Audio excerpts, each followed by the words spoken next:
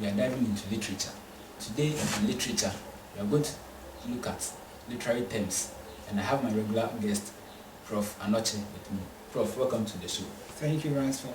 Now, Prof, according to literature, they said we have a whole lot of literary terms. So today, I have selected about 120 to ask you for their definitions. So I hope you are ready. I'm ready, Ransford. Okay, so without wasting much time, Prof, let's start. Okay. Now, what is poetry? Poetry is an imaginative writing in which language, sounds, images, and rhythm combine to create a special emotional effect. Drama. Drama is a play or story meant to be performed before an organized audience. Prose. Prose is a kind of writing you read in short stories, novels, or newspapers. Simile. Simile is the direct comparison of two seemingly unlike things. Metaphor. Metaphor is a figure of speech that makes an implicit, implied, or hidden comparison between two things which are unrelated but share some characteristics. Personification. Personification is a figure of speech in which inanimate or lifeless things are given human attributes or personal qualities. Paradox.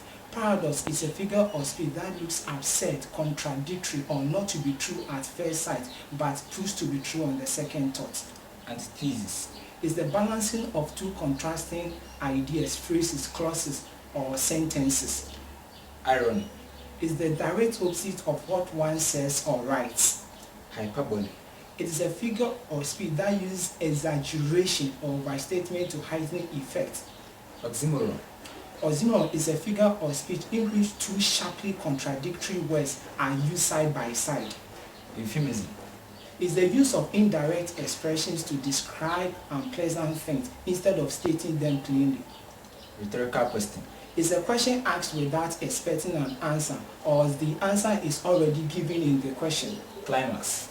Climax is the point of the reader's highest interest from the lowest level to the highest height. Anticlimax. Anticlimax is the opposite of climax from the highest level to the lesser height.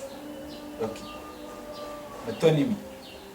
It is a change of name in which a thing is called not by its own name, but the name of something which represents it.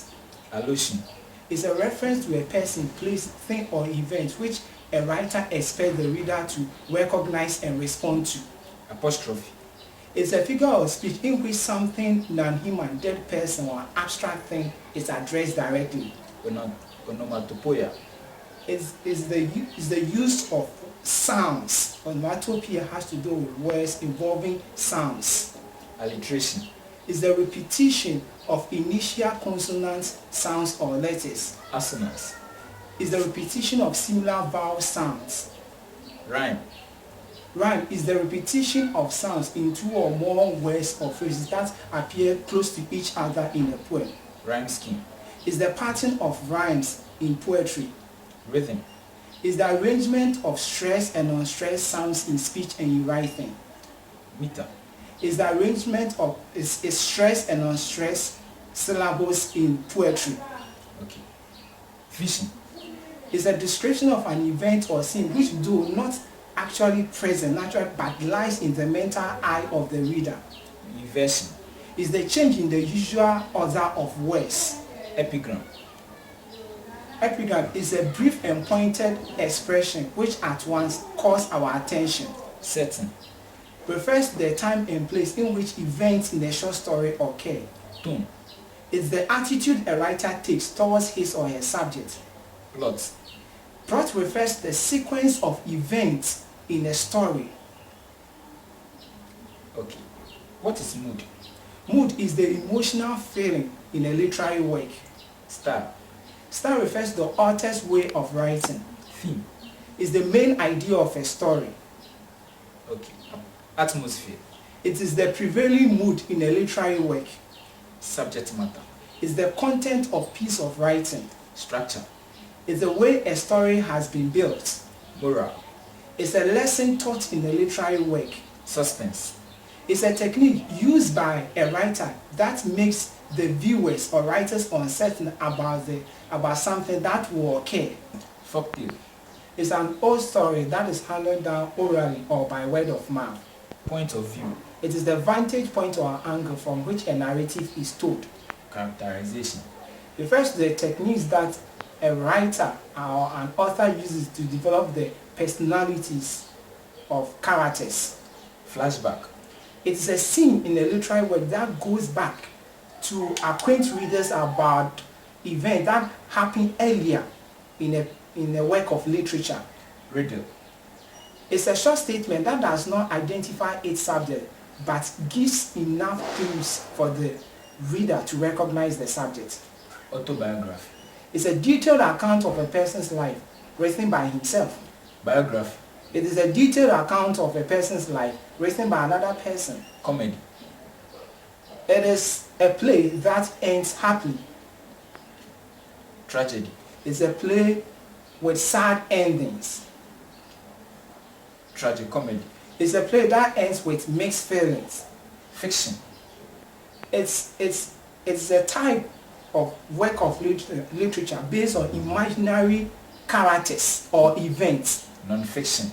It's a piece of work based on real people and events. Character. It's a person or animal presented in a story. So what is foil? It's a character that sets off another character by contrast. Conflict. It's a struggle between two opposing forces or characters in a literary work. Epitaph. It's an inscription on the gravestone. Epigraph. It's a quotation or motto at the beginning of a chapter or any literary work. Epilogue. It's the concluding part of a literary work. Epithet. It is a descriptive name used to characterize a person. Monologue. It's a scene in a literary work in which only one character speaks. Narrative poem. It's a poem that tells a story. Narrator. It's a person who tells a story. Soliloquy. It's an extended speech delivered by a character alone on stage. So what is a dirge? It's a poem of mourning, usually by a dead person. Sonnet. A poem of 14 lines. Octave. A poem of 8 lines. Sestet. A poem of 6 lines. Stage direction. It's an instruction that tells characters how to move on stage and how to say their lines. Staging. It refers to acting, lighting, costumes, and everything that help the characters on stage to perform. Dialogue. It's a conversation between two characters. Aside. Refers to lines spoken by a character in undertone or directly to the audience. Aside. It refers to lines spoken by a character in undertone or directly to the audience. Chorus. Refers to the band of singers or dancers whose actions serve as commentary in a piece of work. Poetic justice. It's a situation in which a character is rewarded for his good deeds and punished for his bad deeds. Nemesis. It's a situation in which a character is punished for his bad deeds. Parody. It's the humorous imitation of work or any piece of writing. Fiction. It's a piece of writing that is based on imaginary characters and events. Interlude. It's an exposition done by a character in the middle of a piece of work which is not necessarily part of that literary work. Prologue. It's a section of a work preceding the main plot, serving as an introduction. Denouement. It's the outcome of the plot. Dramatist persona. It's the list of characters in a literary work. Plagiarism. It's a sort of parody in which a writer copies another person's work and passes it off as his own. Malapropism. It is the misuse of words. Foreshadowing.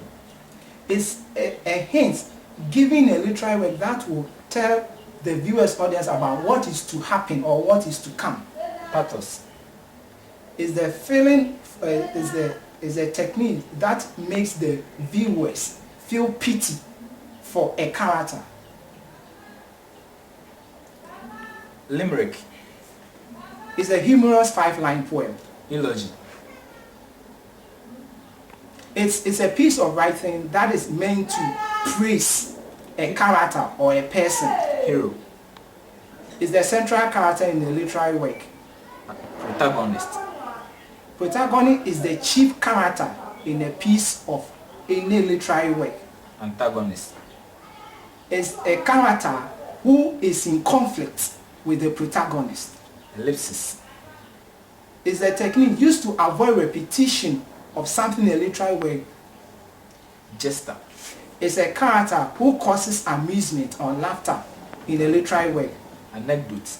It's a brief account of a true event meant to entertain or inform. Audience.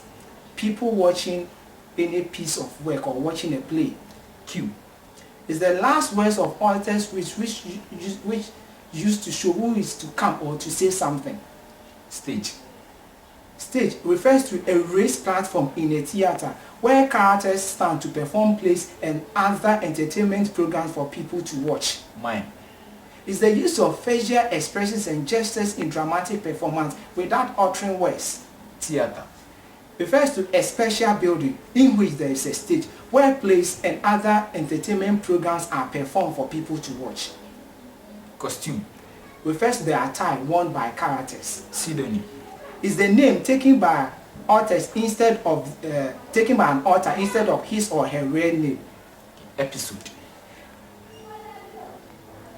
It's a come again. Episode. Episode. It's a self-contained incident within a short story. Coup du theater. It's a situation whereby something happens unexpectedly in a literary work because they were not expecting it. Lullaby.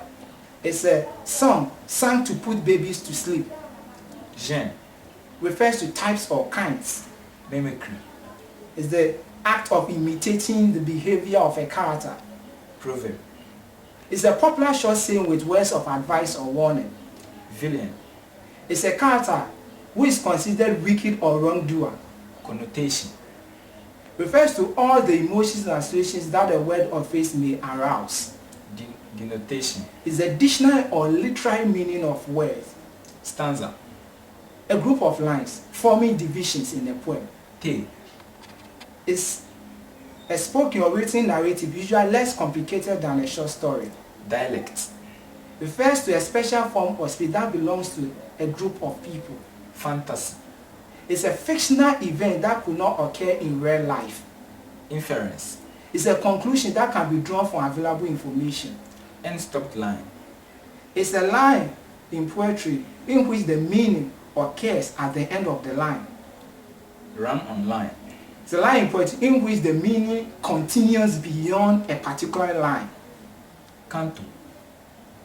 It's a section or division of a long poem. Epic.